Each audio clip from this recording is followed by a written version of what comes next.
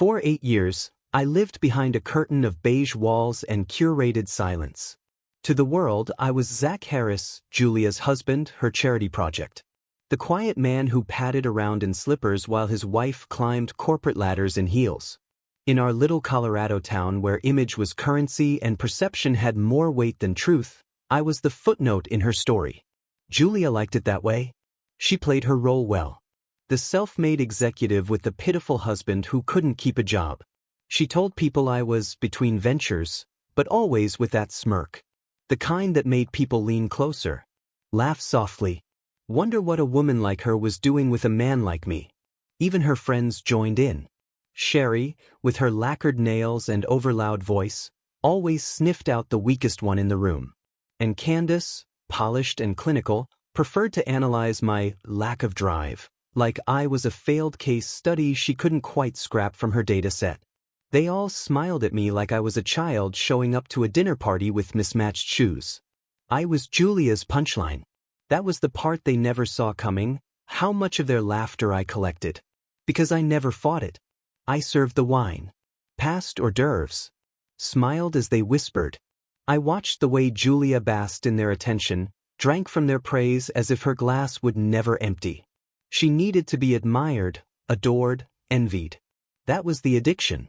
The nights she came home late with perfume that wasn't hers clinging to her clothes, I never asked. I didn't need to. There are things far more telling than infidelity.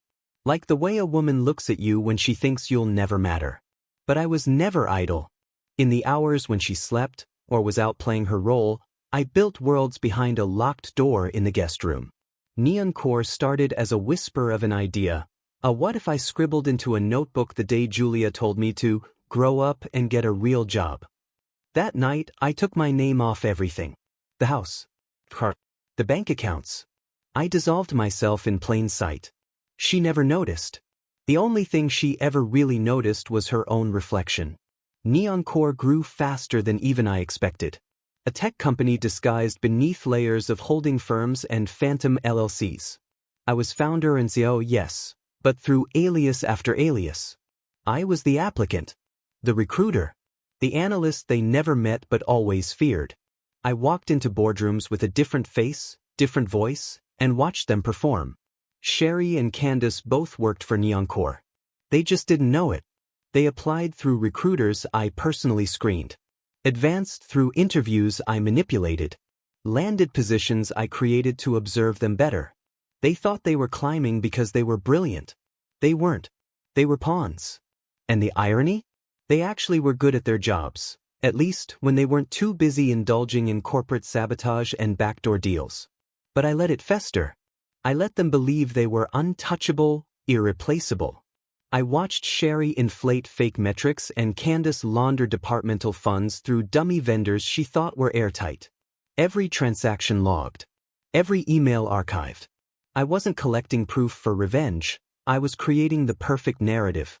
A fall so precise, it would feel like gravity had always planned it. Wednesday evening, Julia hosted another of her little soirees. This one was more ostentatious than usual. A new wine she'd discovered, flown in from somewhere expensive. New velvet chairs. Gold-rimmed plates. Sherry walked in wearing a silk dress and an ego to match. Candace, ever the quieter predator, arrived late and made it a point to greet me with a slow smile that didn't touch her eyes. "Zach," she said, her voice syrupy and performative, "still making sure the canapés don't burn?" I smiled. "Just following orders." Julia laughed, but there was a little too much air behind it. Maybe some small part of her sensed the current shifting. Maybe not. She clinked glasses with her friends, ignoring the look I gave her from across the room. She never asked where the money came from. She didn't want to know. The moment she stopped pretending to care was the moment I stopped offering transparency. I let her have the lie. Let her build her identity on it. When she posed in front of our house for her Instagram caption, "Built this with my own 2 hands," I didn't say a word. But I remembered. The next morning, I left before dawn. Julia assumed I was going to some part-time consulting gig. She never asked questions as long as the bills were paid and the Range Rover stayed gassed. But that day, I drove to Denver. To the top floor of Neon Core. To the boardroom where the Real story lived. The receptionist blinked when she saw me walk through. She recognized me, not as the invisible husband, but as something else. Her posture straightened. She stood. "Mr. West," she said, using the pseudonym I'd always worn in the office. I nodded once. "Morning." Inside the boardroom, the team was already gathering. Sherry was there, laughing too loudly, correcting someone mid-sentence. Candace sat near the end, fingers drumming the table, eyes sharp with calculation. They didn't notice me enter at first. Why would they? I wasn't part of this world, not in their minds. But when I took my place at the head of the table, the room shifted. Sherry's laugh died in her throat. Candace's fingers froze. And Julia, who had never once stepped into this office, who had always said tech was boring, walked in late, wearing a white blazer and a smirk she hadn't earned. Then she saw me. She stopped. Dead in the doorway. Eyes narrowing. Her lips parted, confusion flickering into something else, something close to dread. I stood slowly. "Good morning," I said, voice even. "Before we begin today's board meeting, I think it's time we clarified a few things." The room stilled.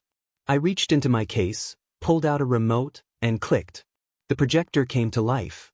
Email trails. Fraudulent invoices. Payroll discrepancies. Slide after slide of quiet, undeniable betrayal. Not just theirs. Julia's name etched into approvals she never should have signed.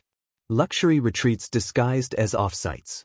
Donations to shell charities with her signature at the bottom. The silence that followed was perfect. Then I spoke again. "My name is Zachary Harris. Founder. The man you thought was folding your laundry." The silence that followed was beautiful. I let it stretch. Candace blinked once, the only movement in her face. Sherry sat back slowly in her chair, her wine-colored lips parted as if her mind was trying to catch up. Julia, still standing by the door, looked pale beneath her makeup.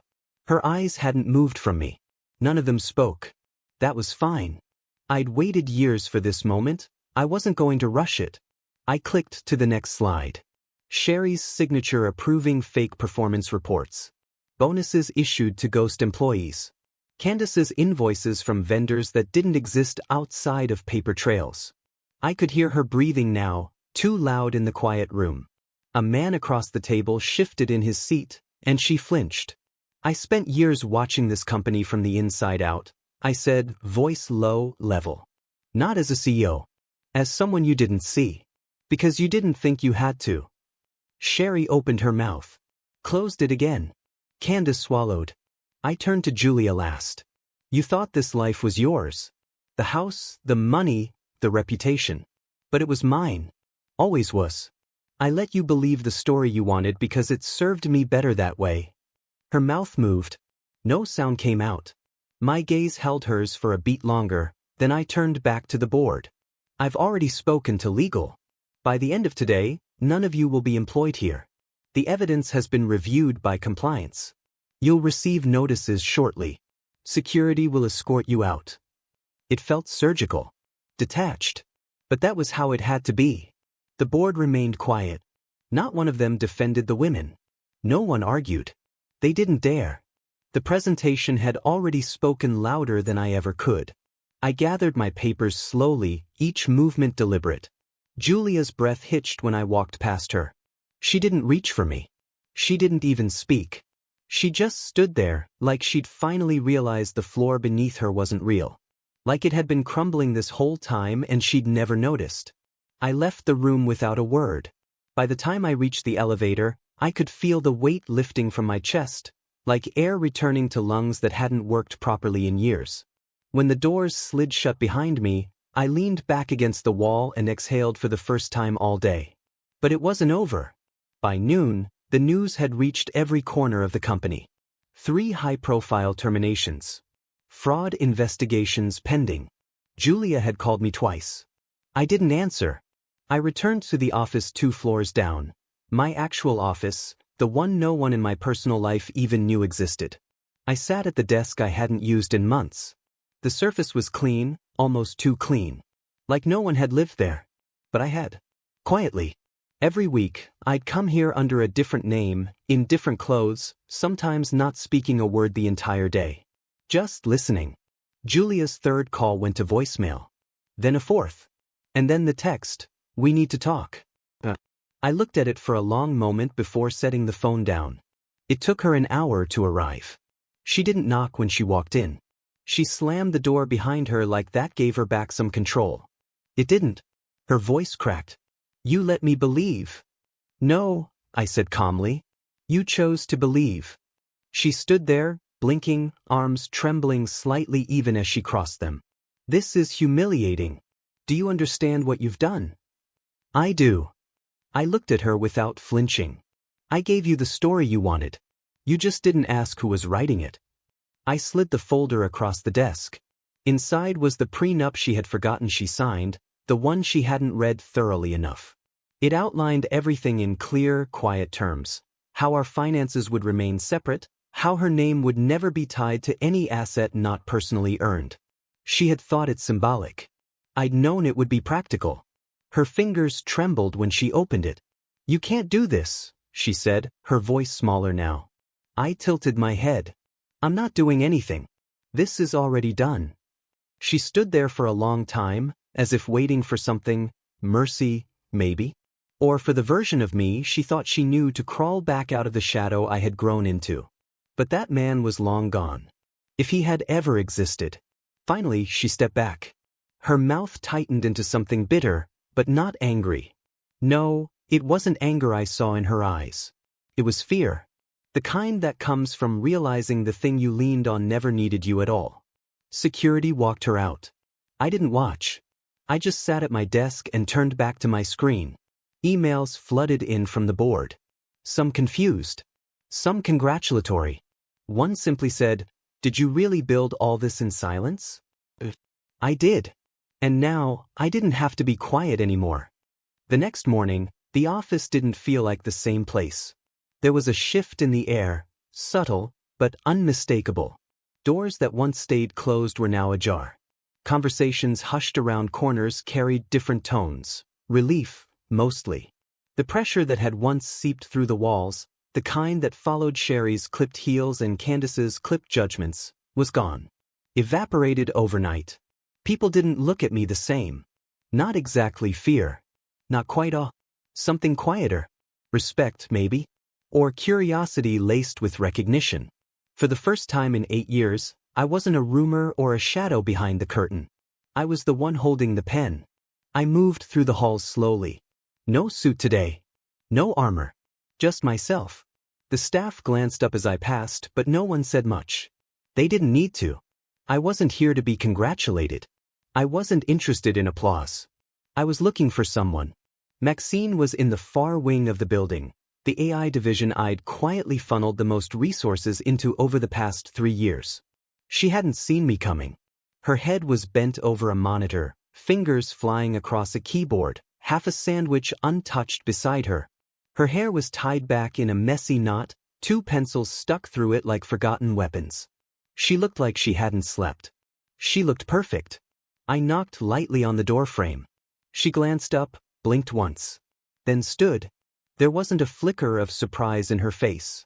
"I wondered when you'd stop pretending," she said, crossing her arms. I stepped inside, closing the door behind me.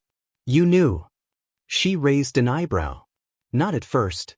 But I started to suspect when you corrected one of my algorithms in a company-wide thread and then acted like you just Googled it." I smiled barely. "I didn't want to interfere." "Bullshit," she said, her tone warm. "You wanted to watch. Make sure it grew the right way." She wasn't wrong. Maxine had been one of the first employees I'd hired through a shell entity. Her resume wasn't shiny. She hadn't gone to the right schools, hadn't learned the right words to sell herself. But I'd seen her raw code, and it had read like poetry. So I'd built the team around her. Protected her from the politics swirling above. And in return, she'd built something brilliant. Now, she was watching me closely, her eyes sharp. "So what happens now?" I leaned back against the edge of her desk. "You keep building. No more dead weight. No more whispered threats from above. I want you to run this division. Officially." She narrowed her eyes. What's the catch? There isn't one. You earned it. She didn't smile. Not yet. But her shoulders dropped just slightly. I reached for the untouched sandwich, took a bite without asking. She didn't stop me. A beat passed. You always plan this? She asked, quieter now. Yes. Even with your wife? I looked away. Especially with her. There was no pride in the answer. No malice. Just the truth. By the afternoon, the story had leaked. Not the full story, just enough. A tech CEO unmasked. 3 executives terminated for misconduct. Rumors of fraud, reshuffling, a board in crisis. Julia's name was plastered across local news sites. Her social accounts shuttered within hours. The house we'd lived in was suddenly for sale, quietly, through a firm I didn't recognize, which meant she hadn't wasted time. She never did. She would try to land on her feet, of course. But she'd learn quickly that the ground was different now. I'd already frozen her access to anything tied to my name. The phone rang that evening. Unknown number. Ohio area code. I let it go to voicemail. I already knew who it was. The message was short. Her voice flat, brittle around the edges. I hope you're proud of yourself. You've destroyed everything. I replayed it once. Then deleted it. Because she was wrong. I hadn't destroyed anything. I'd only revealed what had always been broken. When the office emptied out that night, I stood by the glass wall and looked out over the city. Neon signs flickered below, the streets pulsing with quiet life. 8 years. That's how long I'd played the part. How long I'd let the world believe I was no one. But I'd never been invisible. Only patient. Only listening. Now, everything was quiet. Not because I had silenced them, but because they had nothing left to say. And I still had work to do. I thought the silence would feel like victory. Instead, it felt like snowfall. The kind that settles at night, blanketing the world in a quiet that doesn't feel peaceful so much as heavy. I didn't miss the chaos. I didn't regret the collapse. But there was something in the aftermath that clung to me like cold air through a cracked window, something unshakable. Julia was gone. For good this time. Her name wiped from the registry at the office, her presence erased from the shared calendar, her perfume no longer lingering faintly in the elevator after she'd swept through with her signature stride and barely veiled contempt. What remained were spaces, quiet, open, bare. Not empty exactly, but changed. She hadn't begged. Even in the final conversation, if you could call it that, she held on to dignity like it was the last piece of currency she had. She accused me of manipulation, of deceit, of betrayal. And I had let her. She needed a villain, and I had given her one. What she never understood was that I hadn't betrayed her. I had simply stopped protecting her. The consequences were hers. I just delivered them. I heard from Sherry next, indirectly. A colleague forwarded a press release. She was stepping back from corporate life to pursue independent consulting. That was the phrase. Polished. Neutral. Carefully drafted to conceal the stain beneath. I imagined her behind a new laptop in a rented apartment, trying to recreate the clout she once took for granted. Trying to scrub away the digital footprints of what she'd done. Candace didn't try to hide. She sent an email. You won. Congratulations. That was all. No emotion. No explanation. Just a clean, bitter sentence. I read it once. Then twice. I didn't respond. I knew she wasn't offering closure. She was giving me her final performance. Controlled, precise, impersonal. She always had been good at exits. The company changed quickly in the weeks that followed. The fear lifted. Conversations turned from whispers to plans. Developers who had once considered quitting asked to return. One, Colin, stood in my office doorway and said, "It finally feels like we can breathe again." I told him to take the lead on our new patent division. He blinked, nodded, then left before I could say anything else. He didn't thank me. I didn't want him to. I didn't want gratitude for cleaning up a mess I had allowed to rot for too long. My silence had fed the machine as much as their corruption had. I had let them build their thrones because I needed them to feel powerful enough to fall. That was the real cost. Not the money. Not the betrayal. The 8 years of it. Still, There were moments when I let myself remember how it started. Julia and I in the first apartment, eating takeout on the floor, dreaming of a future that never arrived. Her head on my shoulder. My fingers tangled in her hair. We were good liars, even to each other. I wasn't angry at her anymore. Not even bitter. What would be the point? She was a lesson I wouldn't forget, but not one I needed to repeat. One night, about a month after the firings, I came home late.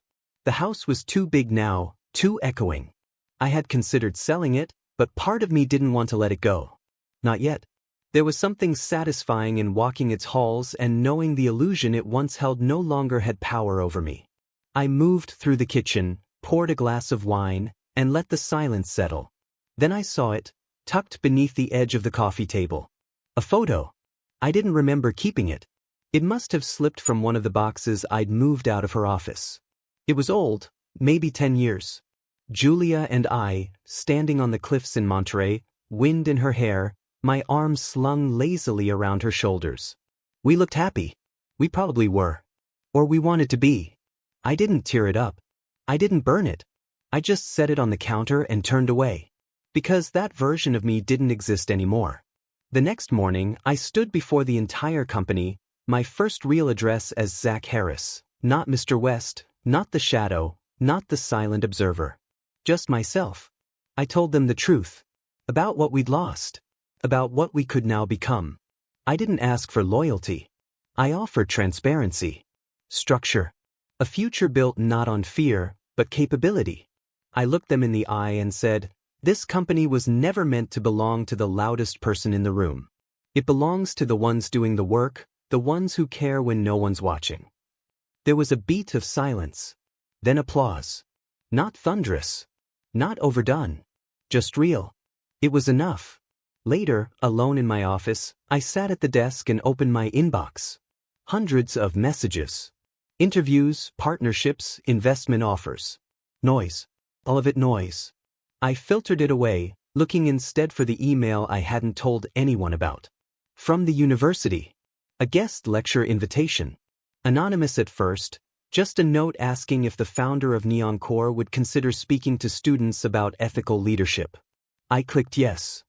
Not because I wanted to teach them about ethics, but because I wanted to remind them that silence is a weapon. And some masks are worn so long, they don't come off. They're peeled. Quietly. Deliberately. Until all that's left is the person underneath. Watching. Waiting. Remembering. 6 months later, the world had adjusted. But not everyone had landed on their feet. Sherry was the first to break. Word spread through a small industry journal that she'd been let go, again, from a boutique firm in Chicago. The article didn't name her directly, but I recognized the profile instantly. It mentioned a restructuring failure, abuse of authority, and suspicious expense reports. I didn't need to dig deeper. Candace tried harder. She launched an online platform, financial coaching for women in tech. The website was slick, the pitch tight. She even leaned into the scandal, writing a blog post titled "What Failure Taught Me About Integrity." It was well written, but hollow. When someone flagged that she never filed for an actual business license, the site vanished within a week. And Julia? She left Colorado. She was last seen in Ohio, living with her sister, according to the change of address notification that had quietly landed in our joint mailbox before I dissolved it entirely. She hadn't spoken to me since the day she left the office. No emails. No texts. Just silence. But occasionally I'd catch glimpses, her face on someone's reposted story, half cropped out beside people who didn't know her well enough to see the fracture underneath. That was the part that lingered. The hollowness. Not because I missed her. I didn't. But because of how long I had convinced myself that I did. The house stood quiet now. No wine glasses cluttered the sink. No heels clicked across the tiles at midnight. No laughter drifted from rooms filled with people who only showed up to measure their own reflections against someone else's failure. It was mine, all of it. And yet sometimes, in the stillness, I caught myself listening for her voice. Not because I wanted to hear it, but because I had gotten used to the way it filled space. At Neon Core, the changes were undeniable. Colin filed 3 patents by spring. Maxine took a keynote in Berlin and stunned half the industry with her quiet brilliance. We cut the board by a third and flattened the hierarchy across teams. There were fewer titles now. Fewer people pretending to be important. More people doing the work. That was the difference. The culture had shifted from fear to fire, quiet, purposeful, focused. Some employees still eyed me with something close to reverence. I hated that. I wasn't a savior. I had waited too long to fix what I'd known was broken. That wasn't leadership. That was calculation. And it had a cost, one I still felt in moments too small to name. On the edge of my desk, a thick envelope sat sealed. Inside, an offer to sell. Not Neoncore. I'd never sell that. But the house. The artifacts of a life that no longer belonged to me. I'd wrestled with the decision for weeks. Walked every room at least 10 times. Paused at doorways like they were memories I could still step into. But there was no part of me left in the walls. Just ghosts of the mask I used to wear. I signed the papers that night. Sold it under a trust, quiet and clean. No realtors. No photos. No signs in the yard. By summer, I'd be gone. I didn't know where I'd go next. But for the first time in years, that didn't scare me. One morning, as the sun cracked over the Denver skyline, I arrived at the office early. Earlier than usual. The building was still asleep, lights flickering on as I passed. I walked to the roof, a space few people knew existed. The city stretched beneath me, quiet, awake in pieces. I pulled out my phone and opened a note. It had been blank for months. Then I typed. I was never nobody. It wasn't a confession. It wasn't even a statement. Just a reminder. For myself. For the part of me that still sometimes walked slower, quieter, smaller, out of habit. The part of me that still apologized internally before speaking, out of years of conditioning, of being looked through instead of at. That man was gone now. But echoes stay longer than bodies. I left the office late that night. No meetings. No goodbyes. Just one last look. At what I'd built. At what they'd tried to ruin. At what I'd taken back. Not for revenge. Not even for justice. But for the quiet truth of knowing that I had always been the one holding the match. I just waited until the room was dry enough to burn. Let me know if you'd like a final epilogue, a quiet, personal moment after the fire, or a pivot into another story entirely.